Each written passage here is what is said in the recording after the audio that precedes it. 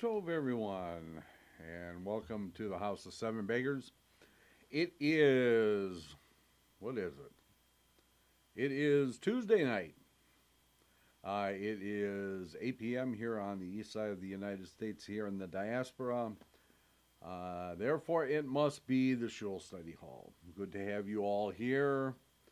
Let's see what we got all in the chat room here. We have Mary DeHart, Zeph, Shlomo, and Shoshi, Colleen, Mazel Tov on the retirement, and Marshall, and Richard. Surprising, I figured he would be editing tape, but good to have you with us. And anybody who's interested, if you like the lead-in music that we play for Zeta's show and for this show and stuff, you can check out Richard's website. Richard, if you would please put your website up in the chat room so people can get to your SoundCloud or whatever it is that you have them on, and check out his music. Really great. We have Richard and I have a special announcement coming up very soon, so stay tuned. Okay, so let's see. Last night was Zeta's show, and tonight is we continue on with the Shulchan Aruch, and then tomorrow is the Torah study with myself and Reb Ruvain. So you have that to look forward to. But getting back to tonight's show, we are going to continue our study. We are just about through. There we are. That's what we got left. And actually not even all of that, because a lot of it is notes.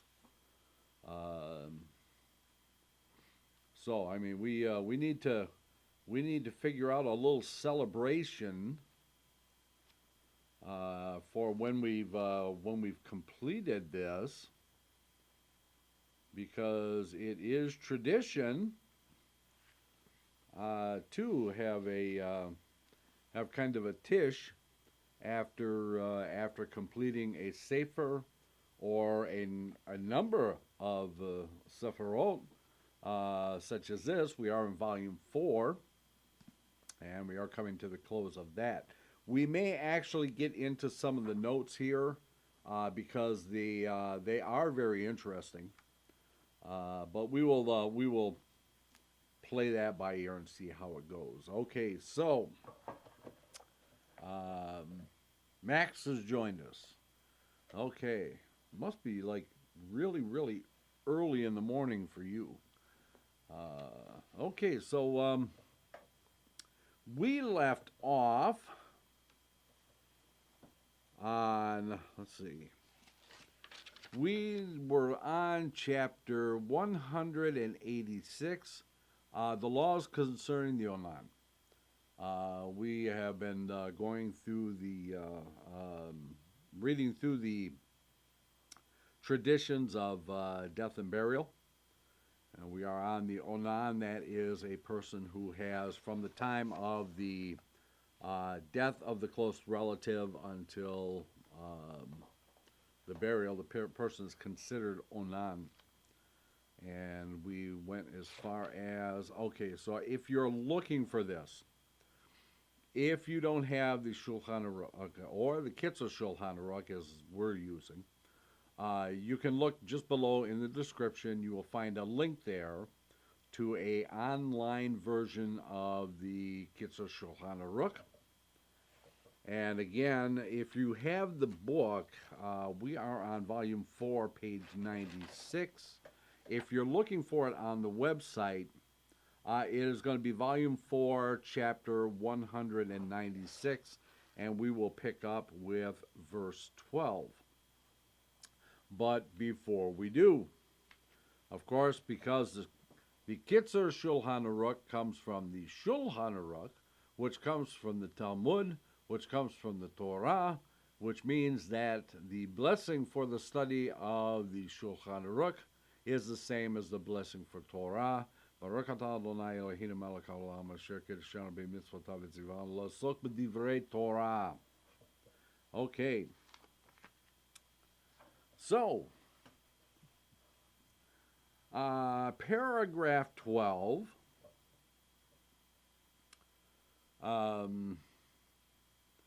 If I tell you what, let's back up to 11, just so we can get caught up here, refresh everybody's memory on what we were talking about. If towards evening it becomes necessary for mourners to walk up to the Sabbath boundary line, which we covered quite a while ago, in order to reach sooner a certain place in the evening to attend to matters concerning the departed, or if he need toward evening to get together the officers of the burial society, and the word just completely flew out of my head, the Hevra Chadesha, to negotiate with them concerning, can't get my mouth to work tonight, to negotiate with them concerning the price of the grave. He becomes an onan as soon as he begins to walk and to attend to the arrangements for the interment. Now this is we've been talking about what happens if a person dies on Shabbat. Okay. We move on to paragraph 12. If one dies late Friday afternoon, when it is impossible to bury him before the Sabbath, the mourner must pray the mincha service on that day. Okay, we talked about this last week, that when a close relative passes away, that we are absolved from obligation for all the mitzvot. Saying the prayers and so on and so forth. Okay. 13. If death occurs on the first day of a festival, and the mourner desires to bury the deceased on that day by a non-Jew, he immediately becomes subject to the laws of Onan. Especially is this true when the death occurs on the second day of a festival, when the mourner himself is permitted to perform the interment, that he becomes subject to the laws of Onan, even if he does not wish to bury him on that day. Paragraph 14. One whose dead relative lies before him on the night of the second day of the festival, when it is customary, or when in a community where the custom prevails to bury the dead by Jews, the mourner becomes subject to the laws of Onan even at night, and he is not allowed to recite the Kiddush, to eat meat or drink wine. However, on the night of the first day of the festival, or even on the night of the second day of the festival in a community where the custom prevails, even on the second day of the festival, to bury the dead by non-Jews, the mourner is not subject to the laws of Onan at night. Paragraph 15. And just think, okay, so if you want to see Richard stuff, just Google Richard D. Ruttenberg, Ruttenberg, and he says it'll just pop out, because he is just so famous that's going to be the first thing that's just going to pop right up, is all of his music. And we'll just leave it at that. Okay, paragraph 15. If one becomes a nonan at the termination of a festival, one may recite the Havdalah of the day after the festival, but not thereafter, as the proper time for reciting the Havdalah after the festival is only until the end of the day following the festival. Paragraph 16. If an Onan has a son to be circumcised, it is possible to bury the dead before the worshippers leave the synagogue in the morning. Then the burial society should first pray and then attend to the burial, and the circumcision is performed thereafter. Remember, the circumcision is always performed on the 8th day, regardless of what else is going on. It is always performed on the 8th day. Even if it happens to be Yom Kippur, the circumcision is going to happen. Okay, if that is possible, the circumcision should nevertheless take place in the morning at the synagogue, and the sandak, that is the person who holds the child during the bris, the sandak shall say the benediction, the hakniso. Okay, to enter him. For when an interment and a circumcision are to be performed, the circumcision takes precedent. The circumcision always takes precedent. And that's because of what happened to Moshe Rabbeinu when he delayed circumcising his son, Gershon, on the 8th day. Hashem actually, according to the Kitzur Shul, the Sefer Haggadah and the Talmud, it says that God sent a snake and swallowed Moshe up because he failed to perform the mitzvah right away. And it was only because of his wife Zipporah who circumcised the child and then threw the foreskin toward the head of the snake. Then the snake regurgitated Moshe. Lesson learned. Lesson learned. Okay, so the circumcision has to take precedent. Paragraph 17. On the eve of the 14th of Nisan, an Onan should employ an agent to make the search for unleavened bread. Now, that should pretty much give you an idea exactly what the 14th of Nisan is, right? That's the day before Pesach, right? When we do the search for the unleavened bread. And then the next morning, we burn it in the fire, and then in the evening, we have our first Pesach Seder. But he himself should recite Kal Chamira, all the leaven, etc. All the leaven has been in my house has been cleared, and if there is any leaven, don't let me be responsible for it, so on and so forth. It's a public declaration. Okay. Paragraph 18. One who becomes an Onan on a night when the Omer is counted shall not count the Omer at night, but on the following day after the burial, without pronouncing the benediction. But the following night he shall say the benediction on the counting of the Omer. If he sees that the state of being an Onan will continue until nightfall, he may then count the Omer while being an Onan without saying the benediction, so that on the following night he may count the Omer and pronounce the benedictions. And that all goes with the counting of the Omer.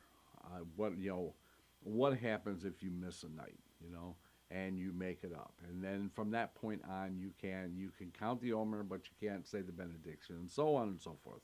And that was covered a ways back. So if you want to know about that, you're going to have to go back quite a few sessions to find it where we were actually talking about that. But we're talking about this right now, so we will continue on. Paragraph 19, if a man dies in prison and the officer refuses to release the body unless he is given a large sum of money, the relatives are subject neither to the laws of an onan nor to the laws of mourners, since they have not despaired of being able to bury him, and still hope to compromise with the officer. Likewise, if the next of kin of the dead are confined in prison and are unable to attend to the matters pertaining to his burial, they do not become subject to the laws of Onan. Paragraph 20. In regions where the law of the land forbids burial of the dead before the expiration of 48 hours, the mourners nevertheless are not exempt from observing the laws regarding Onan, since at the expiration of such time, the interment will definitely take place.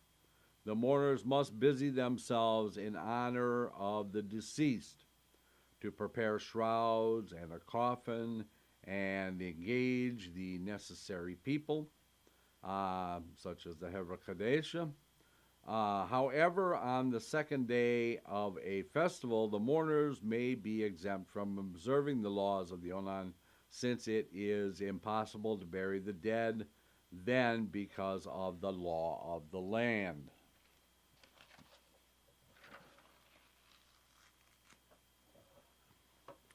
Paragraph 21.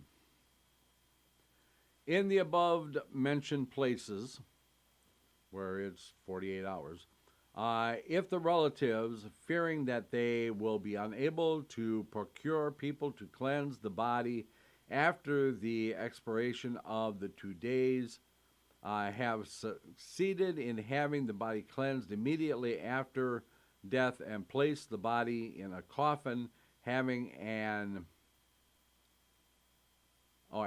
aperture underneath, then as soon as the body is placed in the coffin, the laws regarding the Onan cease, and the laws concerning the observance of mourning begins.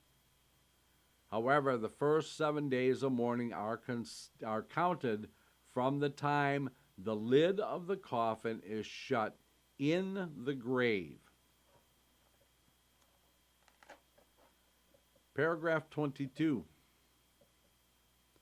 If a person is unaware of a death that occurred in his family, and there is no one else to attend to the needs of the burial, he should be informed thereof immediately.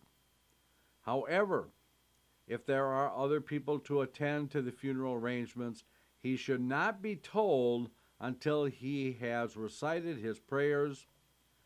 If one's wife has lost a relative and she is aware of her loss, then he must abstain from having intercourse with her. And that goes forward into chapter 206.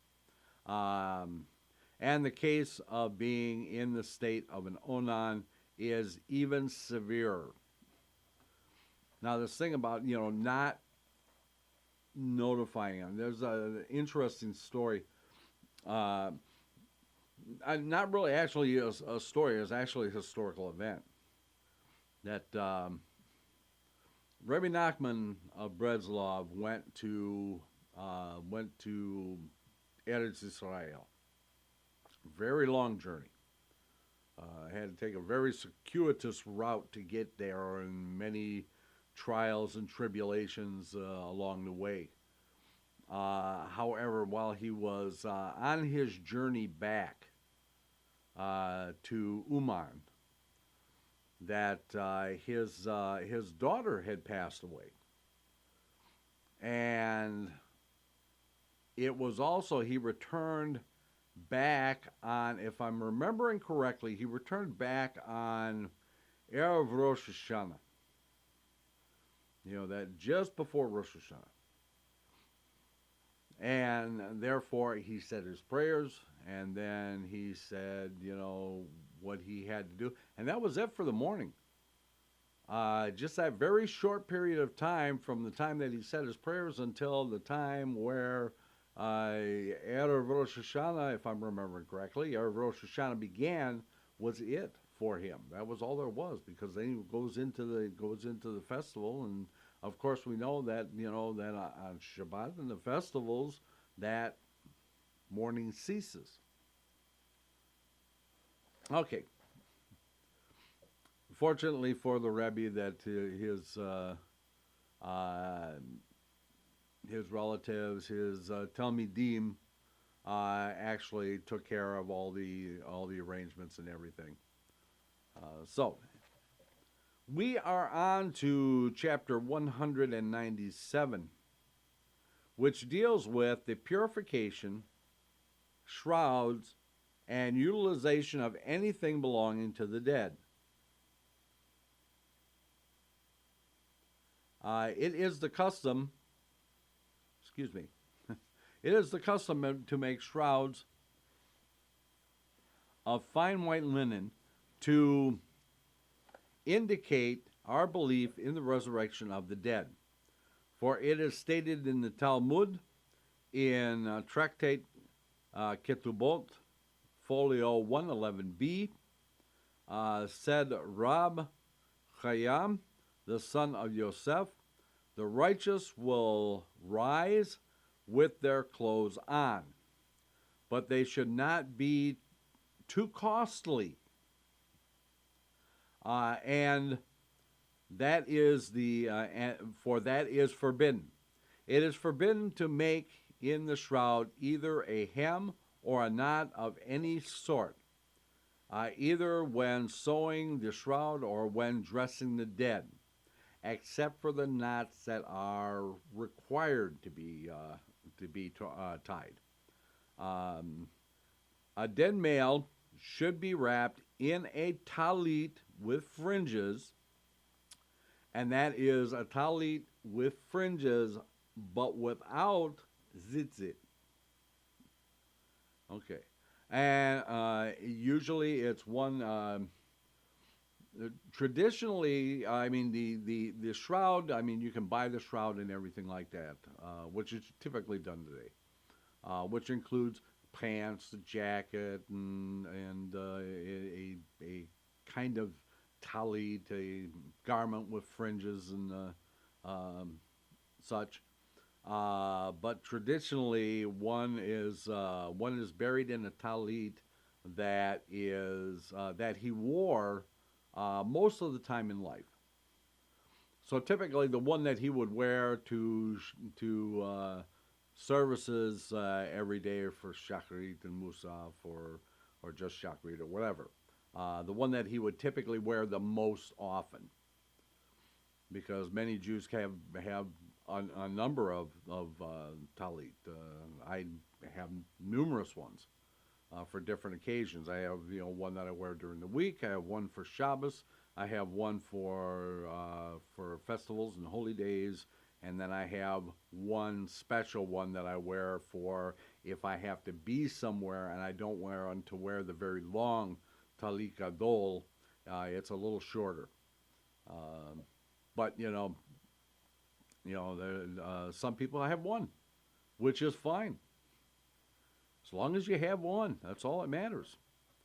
Okay, so a dead male should be wrapped in a talit, or his talit, with fringes, one of which should be rendered unfit for religious use. That's what we take the tzitzits off of them. The better, and that becomes another question: is what do you do with the tzitzits? Once you've taken them off of a garment, what do you do with them? You can't lower their status, and you can't raise their status either. You can't make them at a level higher than they were, or you can't make them at a lower level than they were used at. Typically, what I do if I have a zitzit that I've replaced or I've taken off, like when I took the zitzit off my father's, and those usually I use them as bookmarks in my siddur. So the better procedure, however, is to tuck one fringe in the corner pocket of the talit when the body is already in the grave. If the deceased had a costly talit in which he prayed during his lifetime, it is not proper to wrap him in an inferior talit, for a person is desirous of being buried in the talit in which he prayed during his lifetime. And if you've seen some of the talisim that are out there, where, and of course, anything that you do to a talit, you're trying to enhance the mitzvah. So if you see somebody who has they usually have the very ornate etra. When you buy the talit, it has an etra on it, it has the brucha written on it, and so on and so forth. Sometimes those are actually replaced with a very expensive silver embroidered or enhanced somehow with silver to make it even more special. And that would still be the talit that he would be buried in. When dressing the body, the people should think that just as the body is being attired, so may his soul be attired in spiritual garments in paradise, or paradise. Paragraph 2. The purification of the body is done as follows. The entire body, including the head, is washed with warm water. The fingers and the toes, as well as the other parts of the body, should be thoroughly cleansed. The hair of the head is washed, combed, and cut, and the nails of the fingers and toes should be cut. In our regions, it is not done. Okay? In his region, yeah, okay. Care should be taken during the purification not to place the body with its face downward, as that is disrespectful. We treat the Met as if it were a live person. We don't do anything that would be disrespectful or disgraceful to the Met, and including during the washing. I mean, the body is never actually completely uncovered. It's always, the arm is uncovered and washed and then placed back under the sheet, and then the leg is washed and so on and placed back under the sheet, and it's actually it moves around the body until it is have been completely cleaned, and it is always treated as if it was a live person. Okay, so it should never face downwards, as it is disrespectful, but it should be inclined. First on one side, which means it is rolled up on one side, because you have to wash the back. Okay, so it would be rolled. You don't roll them completely over. You just roll them up a little bit so that the back can be washed, and then to the other side. First one side and then the other. After the body is thoroughly cleansed, we pour on it 9 kabim, which is in the following section, of water. This is done as follows. The body is placed in a standing position on the bare ground or on some straw, and the water is poured over the head so that it runs down the entire body. And there's a whole list of ways that this has to be done. It is not as simple as just, grabbing a bucket and dumping it on the mat. It's done in a very specific way. Paragraph 3, concerning the capacity of 9 Kabim, there is a diversity of opinions, as you might well expect. There's a diversity of opinions. And every Jew out there is going, yeah, really, no kidding? To comply with the law, it is best to take about 24 quarts of water. It is not necessary that the water be poured out of one vessel, as 24 quarts of water can be pretty heavy. And the last thing you want to do is, slip and drop it, right? The contents of 2 or 3 vessels may be combined to make up the required quantity. It is, however, necessary to commence pouring out the contents of the second vessel before the first is emptied, and the third before the second is emptied, so that it's a continuous pouring. Even when pouring water from one vessel, the flow must not be interrupted. 4 vessels, however, cannot be combined, even if the water is poured out of all 4 simultaneously. So 3 vessels is the max. And if you've ever seen it done, it's actually very interesting. That the person, the mat is actually set up on an angle, and then the water is poured. Most of the time, after the cleansing of the body, in some cases, instead of having it poured on them, they are actually placed in. It's a mikvah. And they're basically lowered into the mikvah, completely lowered into the mikvah, and then taken out. Okay, paragraph 4. Then an egg with its shell is beaten up with wine to symbolize the revolving wheel of fortune in the world. Where wine is not obtainable, water may be used. And the head of the corpse is washed with it. The custom in some places that each one take a little of the mixture and sprinkle it upon the head of the deceased is an improper custom and should be abolished, because it resembles the custom of the Gentiles. It is to be used only to wash the met's head. Okay. Paragraph 5. Care should be taken not to allow the fingers of the dead to remain closed, like this. The custom prevailing in some communities is to shut the fingers, should be abolished. Whether it's this or whatever.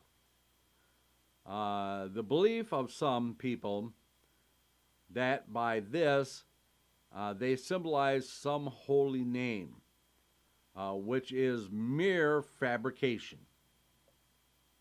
It is also a foolish custom to place on his hands some twigs, generally called forks. If they insist on placing it, it should not be put alongside the corpse. Paragraph 6.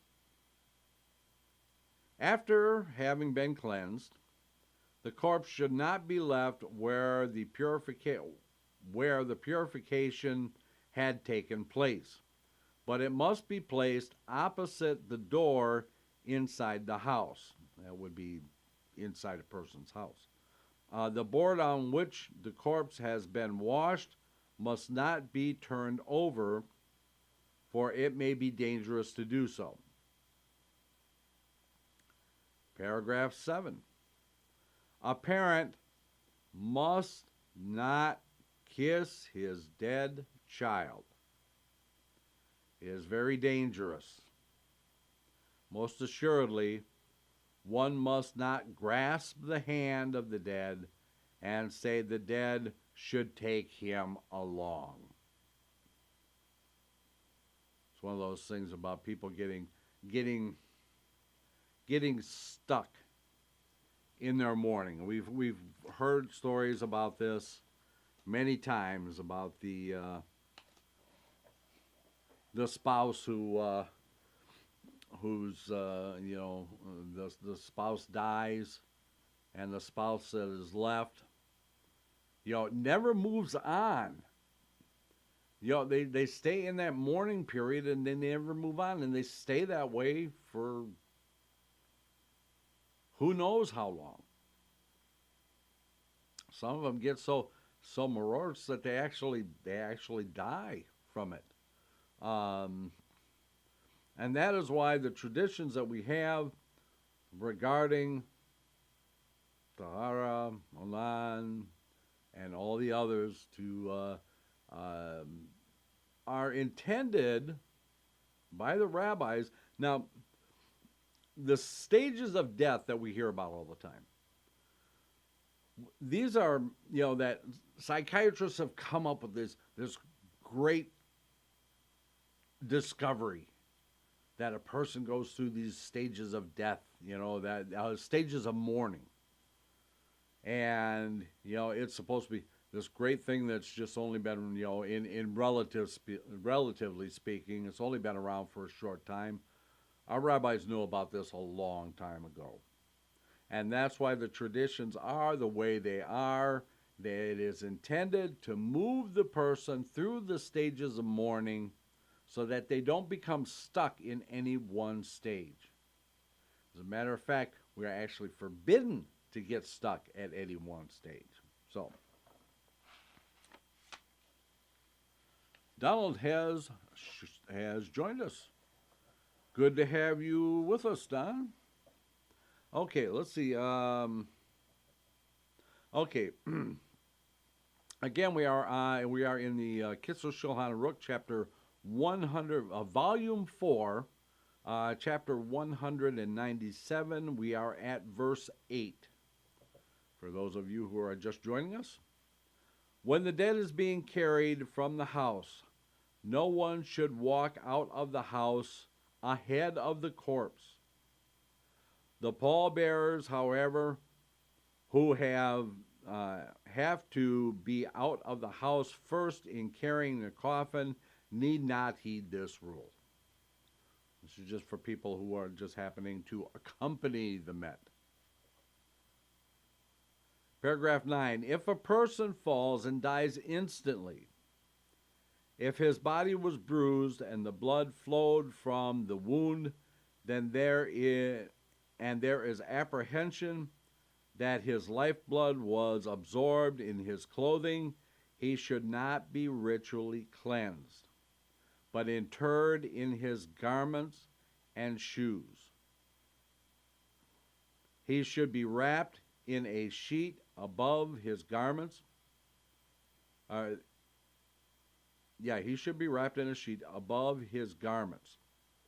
In other words, the sheet is wrapped around him with his garments on. The sheet is called a sobeb. It is customary to scoop up the earth at the spot where he fell. And if the blood happens to be there or nearby, all the earth is buried with him. Now, hence why, if you've ever seen... Now, they don't show it anymore. The news agencies, especially the Israeli news agencies, you don't see it anymore. But in past days, when there was a terrorist attack or something like that, you would see a group of men with the safety vests on and everything, going over and picking up stuff off of the ground and blotting up stuff from the ground and everything like that. That's what they're doing. They're collecting up all of that, any bodily matter, any blood, any fluids, anything like that from the people who were killed, to make sure that those things are buried properly. Okay. Again, they've stopped doing that. They've stopped showing that.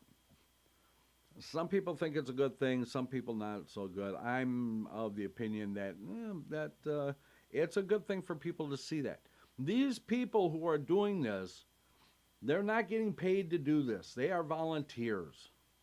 They do this out of the highest mitzvah that you can perform, which is doing something for the dead, because there is no chance of being rewarded for it by the person. Okay, so they are going out there and they are doing a great mitzvah, and I think people should see it. And when people ask, what are all these guys out here doing? Well, they're making sure that every bit of the bodies and every bit of the blood and the fluids and all that stuff are properly buried. Okay, moving on. Only the garment which he wore when he fell are buried with him. But if the blood splashed on other garments, or if he was placed upon pillows and sheets while the blood was flowing, all these need not be buried with him, but they must be thoroughly washed until no trace of blood remains, and the water is poured into the grave.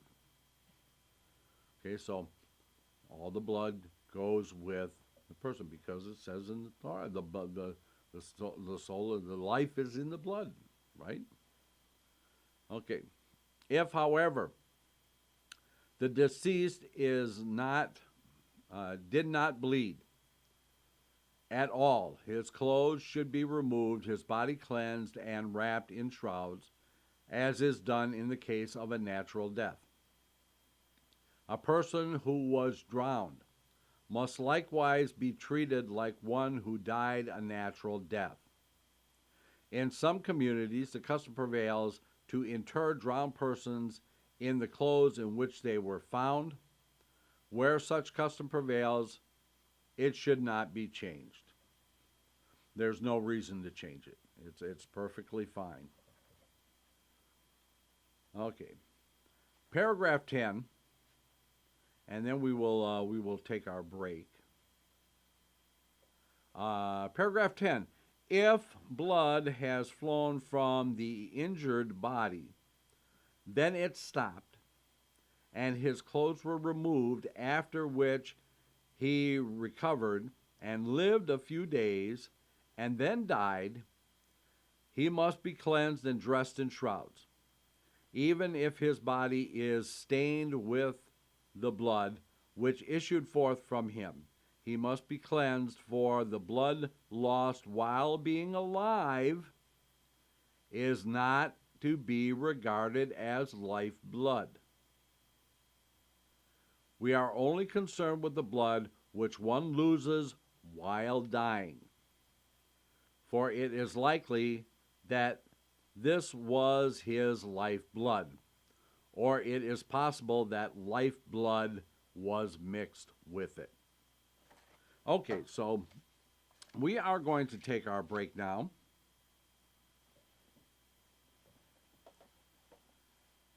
And when we return, we will pick up with paragraph 12. So everybody, please stay tuned, and we will be back in 6.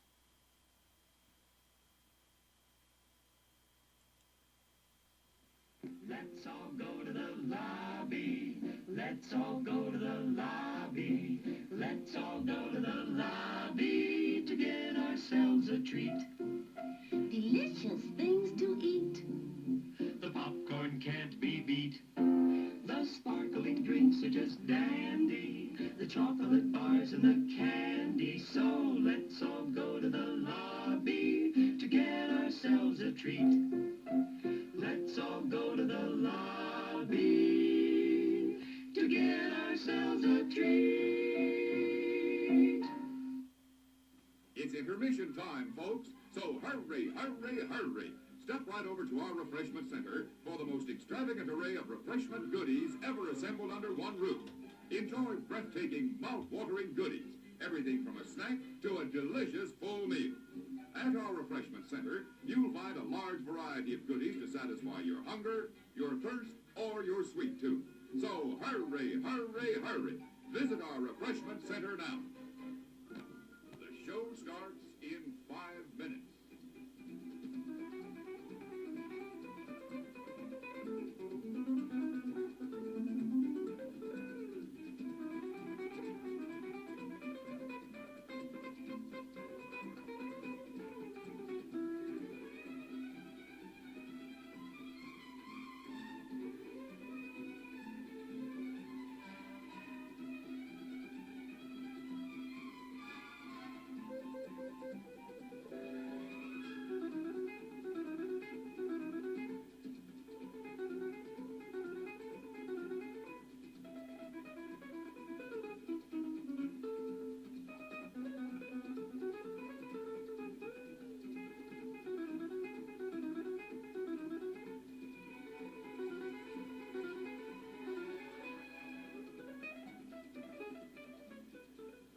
The show starts in 4 minutes.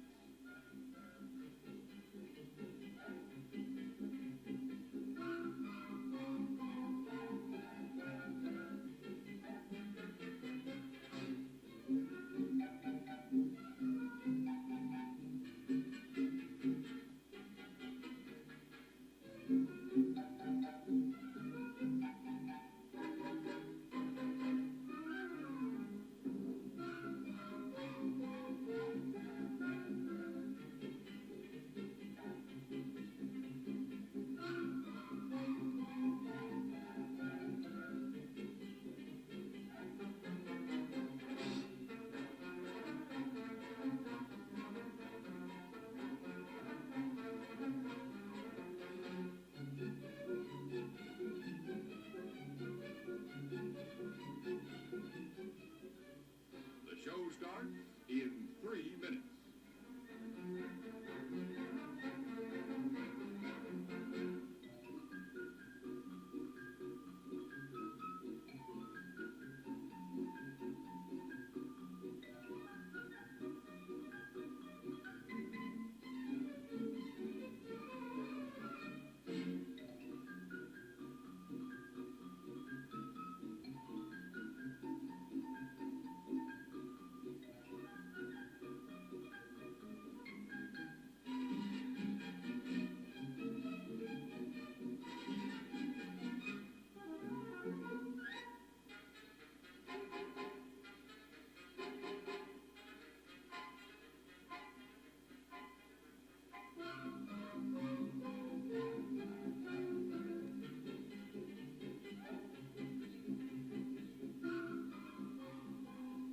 The show starts in 2 minutes.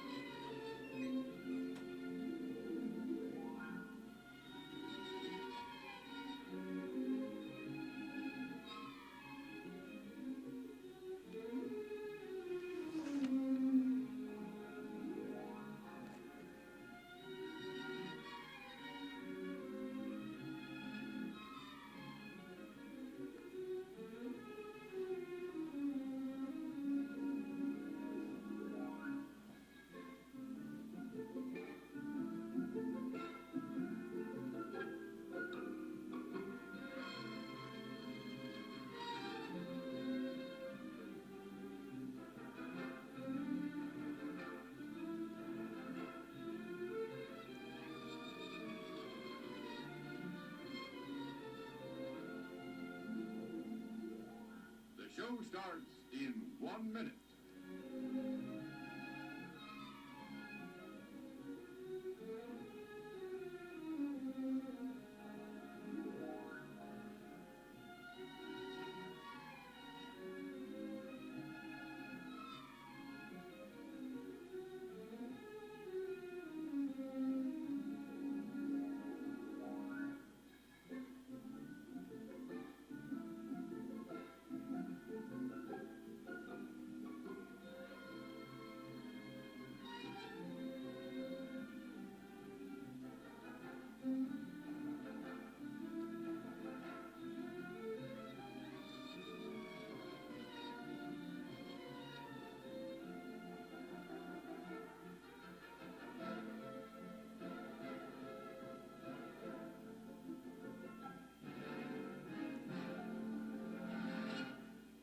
And now, on with the show.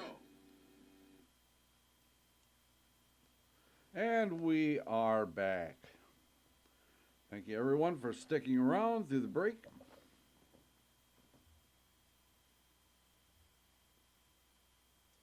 And we'll just turn that down so we get a better sound. Okay, so we continue on on chapter 197, and we are going to pick up with paragraph 12. One who was assassinated by a non-Jew, although he did not bleed at all, should nevertheless be buried in the clothes which he wore at the time as a demonstration of wrath. So those like Rabbi Meir Kahane, the Fogel family, and too many of our people were buried in that manner. Paragraph 13. It is forbidden to derive any profit from the dead body or from the shrouds, whether they be that of a Jew or a non-Jew. Ornamental objects which are attached to the corpse, as for instance a wig tied to it, or woven into the hair, or artificial teeth, must be interred with the body. But ornaments which are not attached to the body and which are not considered as part of the body, such as jewelry and clothes, may be used in any event. Okay, chapter 198. This deals with the removal of the corpse, funeral, and the burial service. Paragraph 1. If a death occurs in town, all the inhabitants are forbidden to perform any work. If, however, the town has appointed men to take care of the dead, the Hevra Chadesha, then those whose services are not required are permitted to work. Paragraph 2. If a death occurs in a small village, no greetings should be exchanged between inhabitants. This is especially to be avoided in a cemetery when a corpse is awaiting burial, even in a large city. But when there is no corpse in the cemetery awaiting burial, greeting may be exchanged at a distance of 4 cubits from the grave. And again, a cubit being 18 inches. Paragraph 3. It is not allowed to let the body of the dead remain overnight, for it is written in Deuteronomy 21:23, his body shall not remain all night, but thou shalt surely bury him the same day. It is, however, permissible to procure a coffin or shrouds, or to await the arrival of relatives, or of an orator to deliver the funeral oration. For the Torah forbids to delay burial only when it leads to the disgrace of the dead, as in the case of one who was hanged, but not when the delay is for his honor. Likewise, if a dead person is found and his identity cannot be established, it is permissible to keep the body overnight until witnesses can appear or his wife can come and identify the corpse. So it's preferable to bury the dead on the same day. However, there are caveats to that, saying that, well, if relatives need to come from out of town and stuff like that, we can delay it a reasonable amount of time. Paragraph 4. As regards all next of kin, the sooner they are laid to rest, the more praiseworthy it is. But in the case of one's parents, over whom one is bound to do much wailing and mourning, if one hastens their burial, he is to be despised, unless it is the day preceding the Sabbath, or a festival, or if rain is coming down upon the bear. Paragraph 5. If there are two persons to be interred, the one who died first would be taken care of first, and then the second. At the interment of the first, those present at the burial should not arrange themselves into two rows through which the mourners pass. Nor should they say the mourner's benediction or console the mourners so as not to delay the burial of the second. If it is necessary to delay the burial of the first until the following day, in order to do him honor, the burial of the second must not be delayed. Paragraph 6. If one of the two deceased persons is a scholar, and the other is an ignorant man, the former should be buried first, even if the latter died first. If there is a man and a woman, the woman must be buried first, even if the man died first. For it is written in Numbers 20, verse 1, and Miriam died and was buried there, which means the burial came immediately after her death. Paragraph 7. The Holy One, blessed is He, counts the tears shed for the dead of the virtuous person, and He stores them up in His treasure house. And that is from Tractate Shabbat, folio 105b. It also atones for the sin of pollution that prevents the dead of little children, God forbid. Paragraph 8.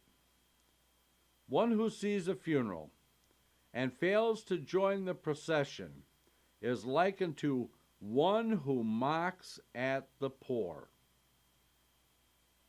and deserves to be excommunicated. He must accompany the dead at least a distance of 4 cubits. Even if one is exempt from accompanying the dead, which we'll see in the following section, he is nevertheless obliged to rise as the funeral procession passes by.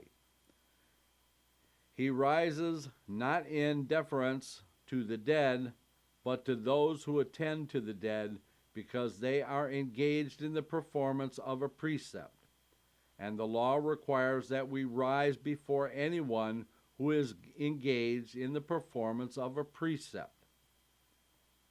Thus, workmen used to rise before those who were carrying the bikurim, first ripe fruit, to the temple in Yerushalayim. Paragraph 9. Nowadays, it is assumed that every Jew has studied at least the Bible and some Mishnah. Therefore, even the study of the Torah must be interrupted in order to participate in a funeral procession. However, for the sake of a woman or a child, the custom is not to interrupt the study of the Torah for their funeral. School children should at no time be interrupted from their studies, not even for the purpose of rebuilding the temple. That's how much emphasis and value we place on learning. That the students aren't to be interrupted even for the rebuilding of the Beit HaMikdash. Paragraph 10. On the way to the cemetery, and especially on returning therefrom, care should be taken that the men should not mingle with the women, because there is, God forbid, some danger involved in their being together at such a time. In other words, they're very emotional. They're very emotionally raw and open. Paragraph 11. The pallbearers should wear no sandals without heels that can easily slip off their feet. But they may wear shoes, because shoes don't tend to fall off the feet very easily. Paragraph 12. When those who participate in the cortege arrive about 30 cubits, about 45 feet, from the grave, they halt with the bier every 4 cubits, so that they can halt 7 times, indicative of the 7 ma'amalot, the 7 halts in the temple, which comes from Tractate Ta'anit, folio 27b. The 7 times vanity, which are mentioned in Ecclesiastics, the 7 portals of the Gehenna, and the 7 judgments that are passed upon the dead. They should halt before the cemetery a short while, for that delay serves somewhat as an atonement for the dead. The halts are not made on days when Tachanun, the petition for grace, is not recited. Paragraph 13. On reaching the burial grounds, those who have not seen any graves in 30 days are required to say the benediction, Asher Yatzah Etchem Badin, who hath created you in judgment, etc. Then, Ata Gibor, thou art mighty. Up to Chayometim, to call the dead to life. Paragraph 14. Then they recite Zaduk Hadin, the burial service, beginning with Hatzur Tamim Pa'alo. The rock is perfect in his way, etc. This prayer is commenced by one of the mourners. But if no mourner is present, it should be started by the most important person present. On the days when the Tachanun are not recited, Zaduk Hadin is omitted. Therefore, Zaduk Hadin is not to be said on Friday afternoon or on the day preceding a festival, but on the day before the new moon, Rosh Hashanah or Rosh Chodesh, before Chanukah and Purim. Zaduk Hadin is said even in the afternoon. If the deceased is a learned man, Zaduk Hadin should be recited even on the 33rd day of the Omer, Lag BaOmer, on the days between the new moon of Sivan and Shavuot, on the 9th day of Av, and on the day before Rosh Hashanah in the forenoon. Paragraph 15. Neither Zeduk Hadin or the Kaddish are recited at the cemetery at night. Zeduk Hadin should not be recited for an infant less than 30 days old. Okay, we were going to move on now to chapter 199. And these laws deal with the internment at the cemetery.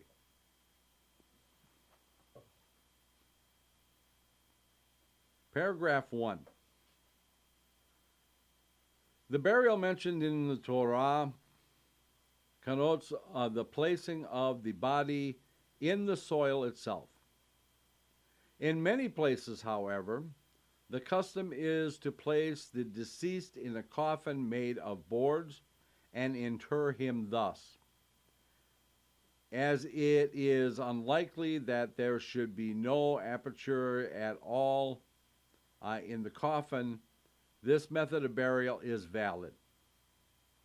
In some places, the corpse is buried without a coffin. It is laid on the ground without any board underneath. Only one board is placed on each side, one at the top to prevent any earth from falling upon the body, which would be a dishonor to him. In other communities, ordinary men are buried without a coffin, but Kohanim and the firstborn males, who are of special importance, are placed in coffins. Care should be taken not to use the remnants of the boards out of which the coffin was made for any purpose other than to heat the water for purification of the corpse. Benevolent people who in their lifetime fed the poor at their table should be interred in a coffin made out of boards that of the table. As it is written in Isaiah 58:8, and thy righteousness, in the Hebrew, tzedakah, also means charity, shall go before thee. Paragraph 2. The body is laid in a supine position, the face upward. If there is earth from the soil of Israel, some of it is spread underneath the body and some on top, as it is written in Deuteronomy 32:43, and the land shall make expiation for his people. Most Hebrew Kadeshim actually do have those on hand. They always have earth from Eretz Israel, so that that it can be put in the grave and over top of the mat. It is chiefly desirable to place some of the earth upon the Holy Covenant, also on his mouth, eyes, and hands. Paragraph 3. Two persons should not be buried close to each other. They must be separated by a partition which can stand by itself without a prop, which is a thickness of no less than 6 finger breadths. That's 4 finger breadths. Okay, so 6 inches. If it is possible, it should be 6 hand breadths thick.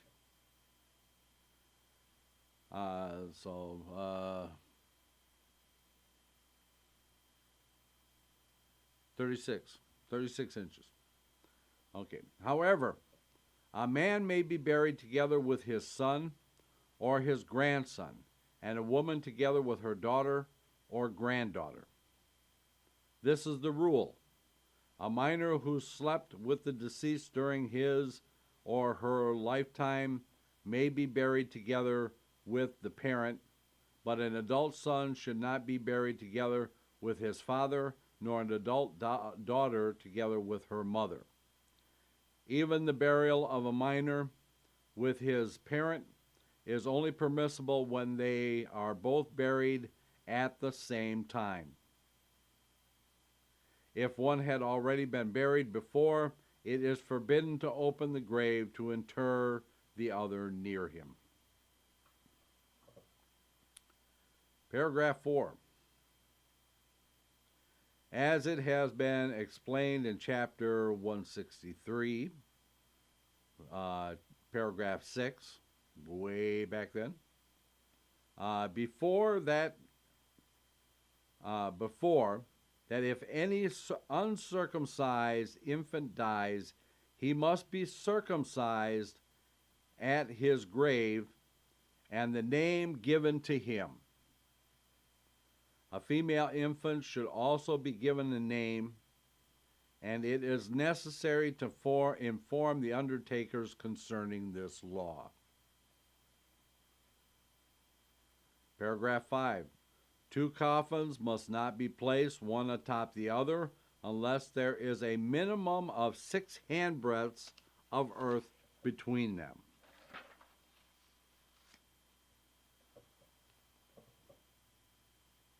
Paragraph 6. A wicked person should not be interred next to a righteous person, for it is written in Tehillim 26:9, "Gather not my soul with sinners." We do not even bury an extremely wicked man next to one who was less wicked, nor should a righteous man, and more especially a man of average piety, be interred next to a man who excelled in saintliness. Enemies should not be buried next to one another, for even in their death they will have no peace together. Paragraph 7. Just check in the chat room. Check in the chat room.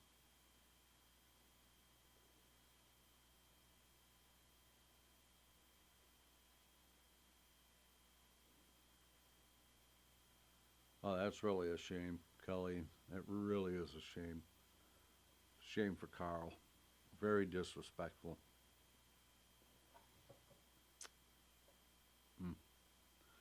Paragraph 7.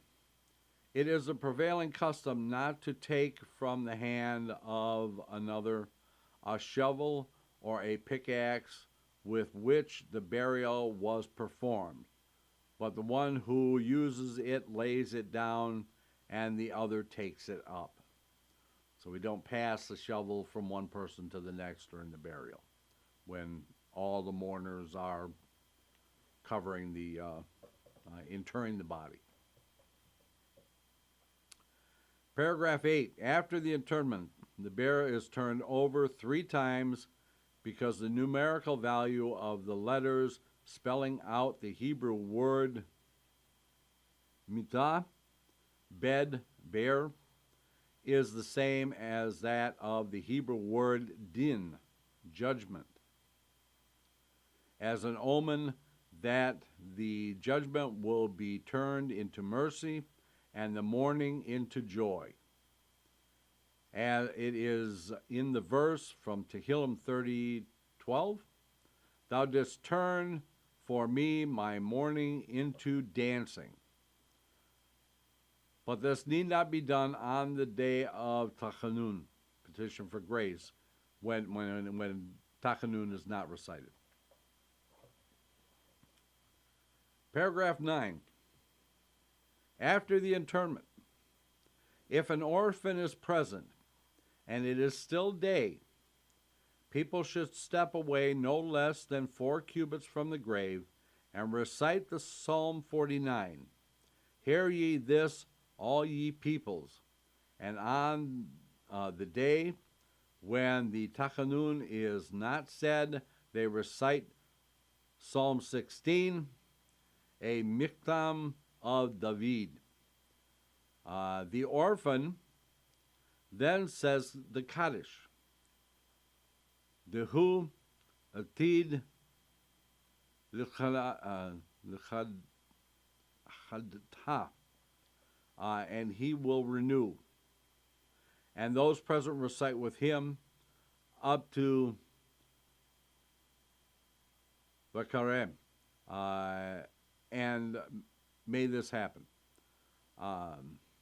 In some communities, the Kaddish is recited before the interment, after saying Zeduk Hadin, while other communities, even Zeduk Hadin is recited after the interment.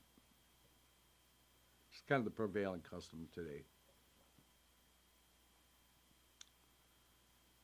Paragraph 10.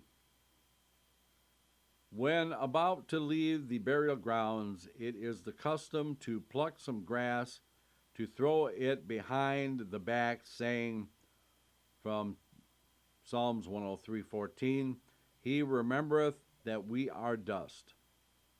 The custom is symbolic of the resurrection of the dead, as it is written in Psalm 72:16, and may they blossom out of the city like grass of the earth. This may be done even during the interment days, the intermediate days of a festival, Chol HaMoed. They should then wash their hands. There is a biblical hint for this practice, for the uncleanness can be purified only by means of water. The ashes of the red cow, the red heifer, and the hyssop. For the ablution, a river may not be used, but water poured from a vessel is required.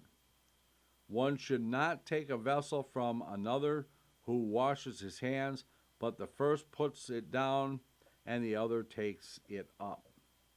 The hands should not be wiped. Some maintain that the custom to sit down 7 times stems from the belief that the evil spirits follow them, and when they sit down, the evil spirit runs away. In some places, they sit down only 3 times after washing the hands, saying each time, and let the pleasantness of the Lord, and so on.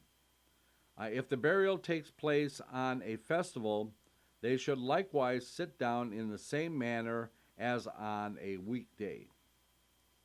It is the custom to be careful about such hand washing and sitting down thereafter when returning from the funeral and entering the house. And the custom of our fathers has the validity of law. Okay, paragraph 11.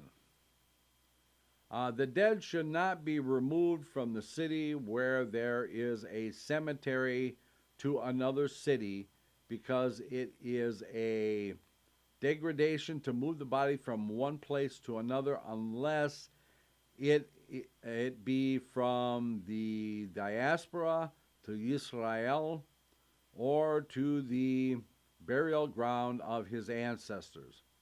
It is also permissible if it was the will of the deceased. Okay, and we have a couple of examples of this. The first one, and the one that we remember the most, is Yosef. Yosef said, don't leave my body here in Mitzrayim. When the children of Israel leave, take my body with them. Okay? And bury me in Eretz Israel. There's a great controversy going on right now. And it has been going on for a while. The Tzaddik, Rabbi Nachman of Breslov, buried in Uman. And there has been a great move to move his kever from Uman in the Ukraine to Eretz Israel. Now, for many, many, many, many years, I was absolutely against it, because the Rebbe wanted to be buried there because of the various massacres that had happened there to the Jews to lift up their souls. However, with what is going on there now, has happened in the past during the time when the Ukraine was under Soviet rule, people were not allowed to go to Uman to be at the Rebbe's grave as he requested. And just recently, as recently as yesterday, I believe, the building next to the synagogue that is actually built around his kever actually caught fire and caused a significant amount of damage. So it is time to bring the Rebbe back home. Bring him home to Eretz Yisrael. Take him out of the diaspora, and we have the law that actually justifies it. To remove because it is a degradation to remove a body from one place to another unless it is from the diaspora to Israel. Okay. So, moving on.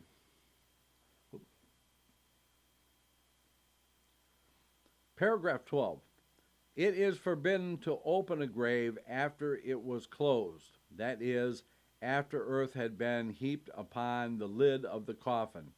But as long as earth has not been piled thereon, the coffin may be opened for any reason. If it becomes necessary to remove a body from the grave, a sage should be consulted. Paragraph 13. A freshly dug grave must not be left open overnight because there is danger in it. If the deceased can be, and that goes with that whole thing in the laws that tells us, if you dig a hole, and it doesn't matter if it's a grave, if you dig a hole or a pit or something like that, you have to put a barrier around it to keep people and animals and such from falling into it and injuring themselves or even killing themselves. One who does not do that, and if the person falls in and dies, they're guilty of murder. Okay, if a deceased cannot be interred until the following day, the grave must be refilled with earth. Paragraph 14, and I think that's going to be about it for tonight. Well, we'll do two more. We'll do 15. It is impermissible to step upon graves because, according to some authorities, no benefit may be derived from them. However, if one has to visit a certain grave and one has no other way of reaching it except by stepping upon other graves, one is allowed to do so. Paragraph 15, our last one for this evening. It is forbidden to walk in the burial grounds or within 4 cubits of a dead body or in a room where there is a dead body while wearing tefillin upon the head or tzitzit in the garment. For it would seem as if one mocks the poor person at the dead who need not wear them. We may, however, wear the tefillin and the talit if they are covered. Neither are we allowed to pray there or to recite psalms unless it be in honor of the dead. And we covered that last week. So, okay. We are going to pause there. You're going to give me another sticker because that one's losing its stick. We're going to stop here, and we will pick up on this next week when we are back. Don't forget, tomorrow evening, our Torah study with Rabbi A and Reb Ruvain, where we are, what did we figure? We are, I think, 30 verses into Bereshit. 3 hours, and we are in 10 verses an hour. So we are not moving very fast, but that's the whole idea, is to get a really in-depth study on the Torah, from Aleph to Tav, as they would say. So please, I hope you will join us tomorrow for the Torah study. And don't forget, Friday night at 8 p.m. Eastern Standard Time, Kabbalat and Ma'ariv Shabbat service. And on Shabbat at 10 a.m. for Shachrit and Musaf. And, I don't want to... All of you in the United States, have a wonderful Thanksgiving, and until next time, we will say, Laila Tov.